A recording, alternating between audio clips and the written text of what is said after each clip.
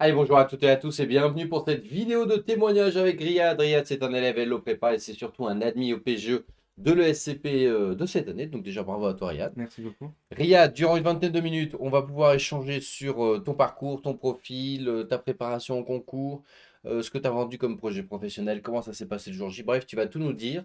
Et on va commencer par ton parcours académique. C'est-à-dire quel baccalauréat tu as obtenu, est-ce que tu as une mention ou pas, et ensuite, durant tes études supérieures, qu'est-ce que tu as fait? Ok, très bien. Donc, j'ai fait un bac S, spécialité mathématiques.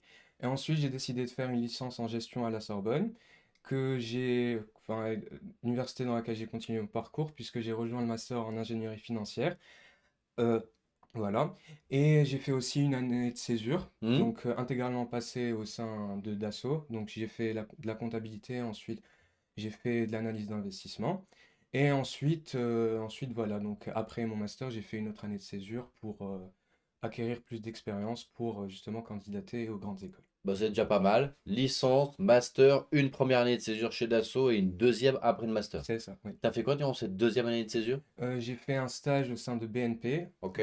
dans l'équipe chargée de l'analyse des risques, et au sein d'Icosia Capital en tant qu'analyste d'investissement. Ok, très clair. Par rapport aux notes, t'étais comment? Est-ce que t'as une mention bac? Oui, j'ai eu mention bien. D'accord. Et Et en licence et master, t'étais plutôt dans la première partie de ta promo, milieu, t'étais comment? j'étais donc en licence, j'étais classé deuxième. J'ai eu mention très bien. Deuxième de ta licence? C'est ça, oui. Ok. Et enfin, en master, ça s'est un peu moins bien passé parce que je préparais les candidatures. Donc, j'ai eu la mention assez bien. Oui, bon, c'est déjà honnête, c'est déjà Ouais, pas mal. voilà. Ok, expérience à l'international. Est-ce que tu as quelque chose là-dessus ou pas? Ou pas? Est-ce que tu as fait un échange Erasmus? Non, non, non. D'accord. Mais enfin, Double nationalité, t'avais? non, je suis algérien, donc j'ai fait mon Donc, tu cursus. es Voilà, candidat, enfin pas international, mais tu as une nationalité algérienne. voilà, c'est ça. Est-ce que tu parles une autre langue du coup? L'arabe, le français et l'anglais. Bah, Voilà. c'est déjà huge. L'arabe littéraire ou pas? Oui, oui, oui, Ah bah, ça c'est c'est ça. énorme. Hmm. Comme ça, on a dû mettre en avant durant tes entretiens ou ton C'est ça, dossier. oui, oui, oui, tout à fait. Pendant les entretiens surtout. Ok. Est-ce que tu es parti à un moment donné travailler à l'international ou des trucs comme ça durant ton master ou... Non, non, mais enfin, je pense qu'il faudrait parler de l'association que j'avais créée, Hmm. puisqu'en fait, les membres étaient intégralement en Algérie, mais ensuite ils se sont déplacés un peu partout dans le monde, donc D'accord. au Canada, en France, un peu en Espagne aussi, et en Algérie et au Maroc. Donc en fait, j'ai essayé de faire des événements qui pouvaient rassembler tout le monde, enfin sur Zoom, etc. Mhm. Alors, est-ce Pour, que tu peux nous dire déjà le... Parce que là, tu nous parles de ton ouais. asso avec les membres qui sont partis à travers le monde, mais en quoi ça consiste? Alors, l'association que j'avais créée, Interg, c'est justement, ça avait pour but de fédérer des personnes de tranches d'âge différentes, donc G comme générationnel, pour justement motiver les Algériens, donc en premier lieu, donc, puisque j'avais créé en 2016, voilà, donc ça fait presque 10 ans, pour les motiver justement à pratiquer une activité physique régulière et nous amener, nous amener à donner le meilleur de nous-mêmes et à améliorer en fait nos conditions de vie. Donc, pour lutter contre la sédentarité. C'est ça, et l'obésité dans certains cas, comme ça a été mon cas, donc puisque ça m'a permis justement de sortir de cette phase dans laquelle j'étais depuis mon enfance. T'as Voilà. perdu combien de kilos là? 40. C'est ouf, hein. Ouais. C'est ouf. Et ça, c'est que parce que t'as repris quoi? La marche, le sport, c'est C'est quoi? ça, c'était surtout la marche. Et Ouais. c'est justement quand je suis arrivé ici en 2019, ça m'avait beaucoup aidé justement avec le Covid et tout Ouais. pour pas adopter de nouvelles des habitudes un peu néfastes. Ok, écoute, trop bien. Est-ce que tu as d'autres expériences professionnelles en plus d'Intergé? Pas forcément de la création, mais des assos auxquels tu as pu participer? Oui, donc là en deuxième année de master, j'ai rejoint l'association Sorbonne Finance D'accord. et donc j'ai pu participer à quelques événements pour justement parler de ce que mon master avait à offrir auprès de candidats potentiels. Et voilà, c'était vraiment top parce que je pouvais parler en fait à des personnes qui voulaient en savoir un peu plus, qui étaient en fait euh, comment dire? Ces personnes-là, tu veux dire, elles étaient dans ton domaine, dans ton domaine d'expertise? Tu veux dire des gens de l'extérieur ou des Non, non, je gens... veux dire des personnes comment dire? Euh, En gros, j'étais dans cette situation il y a 3 ans. Donc, c'était un peu, je me Ok, retrouvais des alumni, des anciens élèves qui voilà, revenaient témoigner, quoi. c'est ça, Ok, c'est ça. des gens qui étaient à ta place en master et maintenant ils avaient une expérience pro. Exactement, ouais. Ok, cool. Et ça t'a aidé, ça t'a aiguillé, ça t'a permis quoi? C'est ça, ça m'a aidé du coup pour comprendre un peu ce que je voulais faire après, parce que vraiment à la rentrée du M2, je savais toujours pas quoi je voulais faire précisément. Donc ça m'avait beaucoup aidé sur ce point, et ça m'a justement aidé à aiguiller d'autres candidats Mhm. qui voulaient justement candidater à mon master pour voir si oui ou non cette formation leur correspondait. Ouais, très bien. À partir de quand, du coup, tu nous dis que tu arrives en M2, tu sais pas encore, donc je suppose que tu kiffes un minimum ton M2, mais que tu sais pas encore ce que tu vas en faire pour l'après, pour ton métier.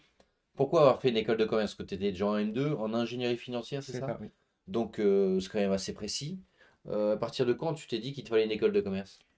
Je dirais à partir de la première année, enfin, ma première année de césure. Donc, Ouais. j'ai vu que vraiment le M1 était assez théorique. Il y Mhm. avait beaucoup, beaucoup de théorie et très peu de pratique. Donc, je me disais qu'il fallait éventuellement commencer à préparer les candidatures en révisant le Taj Mahal, etc. Et je me suis dit que justement une école allait m'apporter ce petit plus. Donc, le côté international aussi Mhm. et l'aspect pratique, puisque j'avais vu, enfin, il y avait pas mal d'amis à moi qui avaient déjà intégré des écoles, et ils m'ont dit que vraiment c'était une toute autre approche. D'accord. Donc tu as candidaté à quoi? À l'ESSEC et à l'ESCP. Ok, donc que le top 3, C'est SSEC, ça. ESCP. Expérience pro, d'ailleurs, tu avais quoi? Tu nous as parlé de ton année de césure chez Dassault, c'est ça? Oui, c'est ça. Dassault, BNP. Est-ce que tu avais des jobs d'été ou d'autres mini-stages au cours de ta licence ou de ton master? Non, non, non, j'avais ça, donc vraiment justement, enfin, il fallait que je sache valoriser chacune de ces expériences et voir comment chacune de ces expériences me permettrait d'atteindre mon projet professionnel que j'avais justement mis en valeur dans mes dossiers. Donc voilà, c'était à peu près ce que j'avais fait en gros. Très bien. Centre d'intérêt, passion, tout ce qui est extra-académique. Qu'est-ce qu'on avait pu développer dans ton dossier aux euros? Donc il y avait la course à pied, donc Ouais, que j'avais développé avec l'association. Il y ouais. avait le dessin.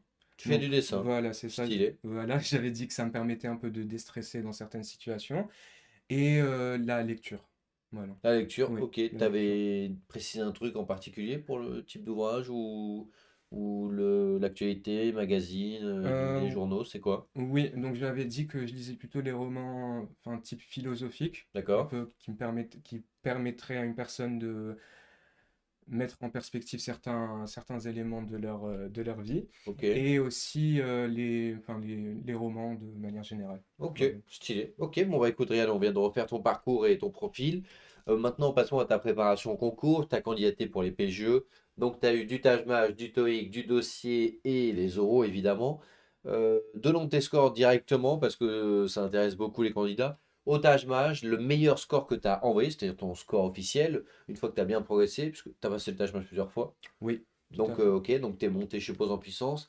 Ton meilleur score à la fin, tu as envoyé quel score? Donc, j'ai envoyé pour les candidatures, j'ai donc retenu le score que j'avais dernièrement reçu, donc qui était de 500 sur 600.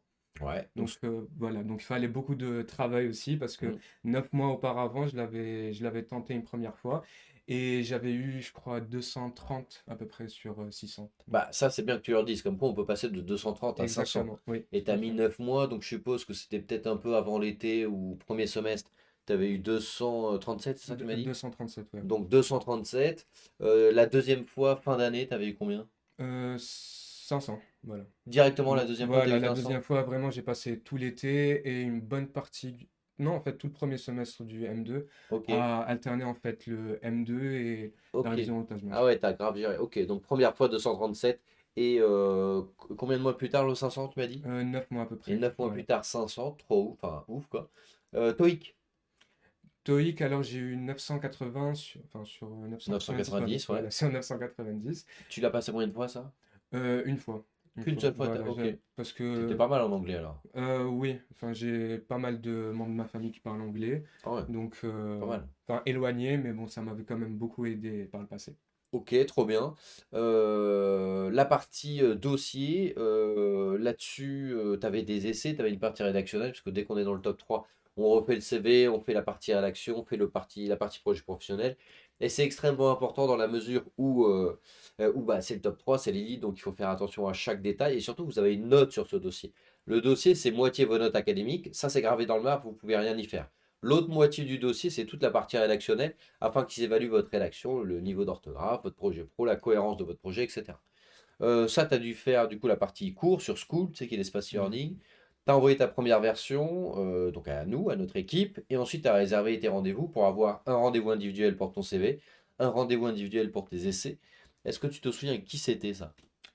Est-ce que c'était Alors oui, Jean-Sébastien, c'est Arthur? ça, c'est ça, C'était c'est Jean-Sébastien? Jean-Sébastien, oui, qui Ok. m'a été d'une grande aide justement parce que en fait il avait relevé des points à améliorer que je n'avais absolument pas, enfin pas relevé. Donc c'était vraiment bien parce que justement il m'a apporté une autre approche et ça se voyait vraiment qu'il avait de l'expérience dans ce sujet. Mhm. Et en fait il m'a vraiment euh, il m'avait vraiment permis de faire un CV quand même qui m'avait enfin, valu l'admission à l'ESCP. Il y a une différence entre l'avant et l'après CV? Est-ce que tu es arrivé, ça va, je suis en M2, je sais faire un CV, et que tu t'es dit une fois que c'est relu par des gars qui, alors en l'occurrence, Jean-Sébastien, il travaille chez Roland Berger, donc le quatrième meilleur cabinet de conseil après les MBB, est-ce que tu t'es dit, ah ouais, en fait, j'avoue, il y avait encore grave une marge de progression? Exactement. Donc tout d'abord, ils avaient mis pratiquement aucun chiffre. Et c'est justement, c'était quelque chose qui l'avait surpris un peu. Hmm. Et il m'a dit que enfin, c'était absolument primordial, étant donné que je visais le top 3 de mettre au minimum un chiffre par ligne du CV. Donc vraiment, même pour l'association, il fallait que je mette le nombre d'événements que j'avais aidé à organiser, le nombre de la progression en fait, et ce que, voilà, en tout cas des métriques qui permettaient de voir justement l'impact de ces missions au sein de l'organisation concernée. C'est sûr, il faut absolument que vous soyez data-driven, ça s'appelle comme ça, être data-driven, d'autant plus que tu avais un projet pro, enfin, en tout cas un parcours en finance. Exactement. Donc il faut que vous ayez des données, des stats, des pourcentages, des statistiques dans les bullet points de description des missions de vos différentes expériences professionnelles. Et même pour la partie associative, le nombre de membres, tu vois, ce genre de truc, il est fondamental que vous le mettiez. D'ailleurs, on n'a pas parlé de ton projet pro, on a parlé de ton parcours. Donc tu étais en master ingénierie financière, ensuite tu as fait BNP. Mais on a construit quoi comme projet professionnel?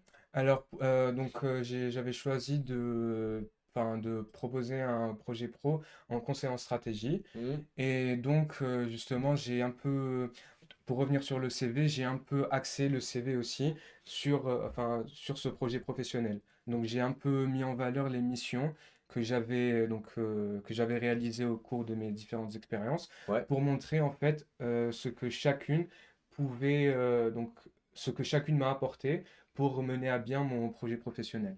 Donc, notamment au sein de Dassault, j'ai dit que j'avais fait un langage VBA pour justement résoudre des problèmes, résoudre un problème enfin, d'efficacité dans l'analyse des données.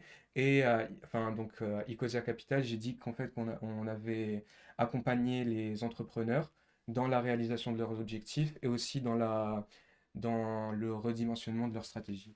Donc, Ok, ok, pas mal. La partie rédactionnelle, tu l'avais faite avec Jean-Sébastien aussi? exactement, oui, oui. Ok. Donc, tu parles de la Ouais, lettre de l'aide de motivation. motivation, Oui, même les essais pour les secs, tu sais, tout t'avais à 4 ou fait. 5 Oui, oui, questions. c'est ça. Donc, tout ça. Donc, j'avais fait bien sûr une première version seule, mais qui a été fortement améliorée par Ouais. Jean-Sébastien. Jean-Sébastien. Ok, t'envoies tout ça et in fine, t'es admissible à l'ESCP, mais pas à l'ESSEC. C'est ça, oui. Étonnamment, parce qu'avec un 500 et un 980 et un master, t'aurais pu, clairement.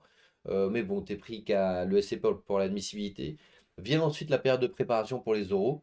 Et toi, les oraux, concernant la préparation, tu le fais en distanciel. C'est ça, tout à fait, parce que j'étais pas à Paris à ce moment-là. Très bien. Donc, j'avais choisi cette option. Comment ça s'est fait? Parce qu'il y a très peu de temps. Il y a une semaine à 10 jours, peut-être grand max pour se préparer. Même pas, enfin, je pense que c'était. Donc, moi, j'avais reçu la décision un vendredi soir. Ouais. Et Et tu passais quand? donc le 1er avril, il me semble que c'était un mercredi, le mercredi d'après. Ah ouais, t'avais que 5 jours. C'est ça. Ok, donc tu dois très rapidement te préparer sur School, ton espace e-learning, et booker tes 3 entretiens.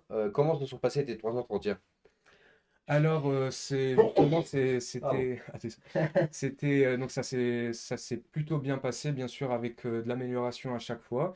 Enfin, chaque jury m'a en fait apporté sa propre touche et m'a Ouais. dit sur quel élément sur quels éléments me concentrer et aussi ce que je devais améliorer. parce que j'étais vraiment pas concis dans mes réponses et c'était quelque chose sur lequel je devais travailler au fur et à mesure. Et après ça, j'ai même booké des entretiens supplémentaires pour être absolument sûr de mon niveau avant le jour J. Comment s'est passé ton premier entretien? Enfin, quelle a été ta perception de ton premier entretien avec nous? Alors, donc, c'était assez spécial parce que je pensais vraiment que j'étais préparé Mhm. avant même le premier entretien, mais il s'avérait que non et qu'il fallait vraiment, enfin, il y avait énormément de choses à revoir et sur lesquelles j'avais vraiment travaillé Mhm. et donc au fur et à mesure, bien sûr, au bout du deuxième, troisième, quatrième, etc. entretien, j'ai vraiment su donc quoi améliorer et Ok. quoi mettre en avant aussi parce que les jurys comme le disent très bien Arnaud et Joachim, il y a pas mal de choses qui pourraient ne pas aborder et qu'il faut absolument aborder nous-mêmes et c'est justement ce travail enfin sur les perches que j'ai Mhm. vraiment pu travailler avec les différents jurys. T'as appliqué la méthode du carré magique et tout? C'est ça exactement. T'as réussi à mettre en application ça? Oui, oui, oui, tout à fait. Donc il y avait pas mal donc le carré magique, c'était différents éléments qu'il fallait à tout prix aborder au cours de l'entretien. Et ça varie bien sûr d'une personne à une autre. Et c'était justement, j'ai pu le jour J aborder tous ces points-là. Et chose que je pouvais pas faire en fait dès le premier entretien, ça c'est sûr. T'as eu combien au premier entretien? Il me semble que j'avais eu 11 ou 12 sur Ouais, 20. bon, ça Ouais. va, c'est correct. Et t'as terminé à combien le dernier entretien avec nous quand t'es, entre guillemets, parti le jour J ensuite à l'oral? C'est un peu flou dans ma tête. Donc T'étais c'est, progressé hein, en termes de notation ou oui, pas? oui, oui, oui. Donc je crois que j'avais eu entre 14 et demi, je me rappelle Bon, plus. ça va, c'est Voilà. honnête, c'est pas mal. Mhm. C'est pas mal. Quand on met 15, c'est qu'on est sûr que t'es admis, donc c'est qu'il y avait de très bonnes chances. Donc tu passes ensuite en distanciel le SCP. Comment C'est ça ça. se passe le jour J? Tu te connectes avec qui face à toi et les types de questions que tu as pu avoir? Alors le jour J, donc enfin, ça s'est assez bien passé. Il y a eu deux jurés, Ouais. donc deux doctorants à l'ESCP qui n'ont pas fait donc le master in management que je visais. Et voilà, donc ils m'ont laissé me présenter pendant environ 2 minutes 15, je ne me rappelle plus très bien. Et ensuite, on m'a posé plusieurs questions sur lesquelles je devais rebondir et tendre des perches pour justement parler de ce que je voulais dire. Donc, à part ça, il n'y avait pas vraiment de questions pièges. Il y avait Ouais. juste des petites questions un peu du type, est-ce que vous avez peur de refaire un autre master après le M2 ou est-ce que vous avez peur de déménager dans tel et tel pays puisque c'était ce que j'avais mis en valeur dans mon dossier. Mais à part ça, voilà, c'était un entretien Ton assez projet pro, classique. tu as bien pu le développer et tout? Oui, c'est ça. Donc, je l'ai bien pu le développer. J'ai pu dire pourquoi, parce que vu que j'avais fait de la finance, il fallait que je sache justifier ce nouveau projet professionnel. Et j'ai dit aussi, à chaque fois, je faisais le lien avec l'ESCP, ce que ça pouvait m'apporter.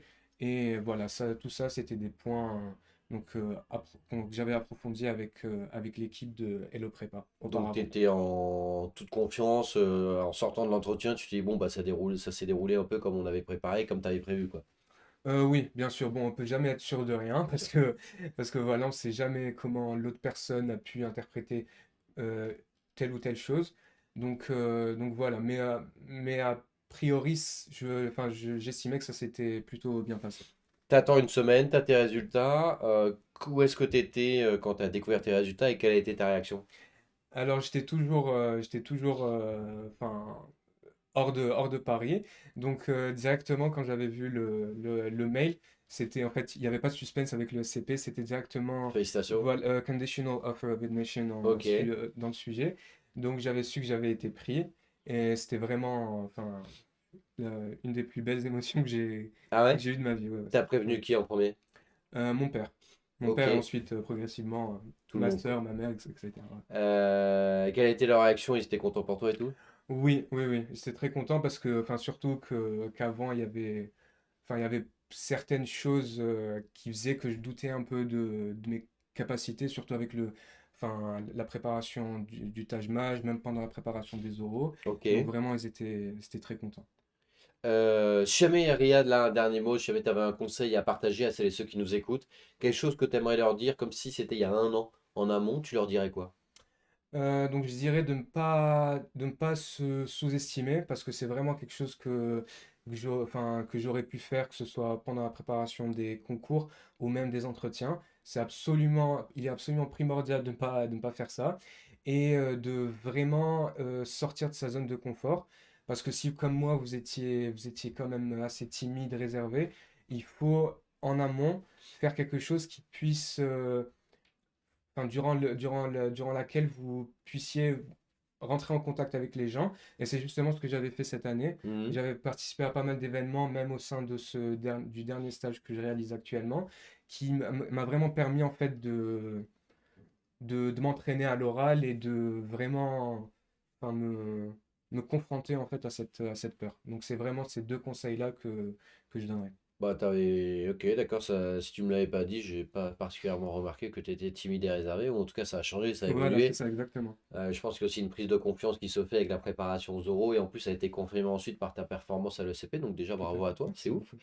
Et à celles et ceux qui nous regardent, si jamais vous avez davantage de questions, vous avez en description de cette vidéo un lien pour prendre rendez-vous, c'est 100% gratuit. On parle de votre ambition, de votre profil, on vous fait une préparation sur mesure à la fin. Soit vous nous rejoignez, soit vous ne nous rejoignez pas, vous êtes 100% libre. Mais bien entendu, on espère vous revoir très prochainement à Hello Prépa. Merci pour tout, Riyad, et vous là, je vous dis à très bientôt. Salut à tous.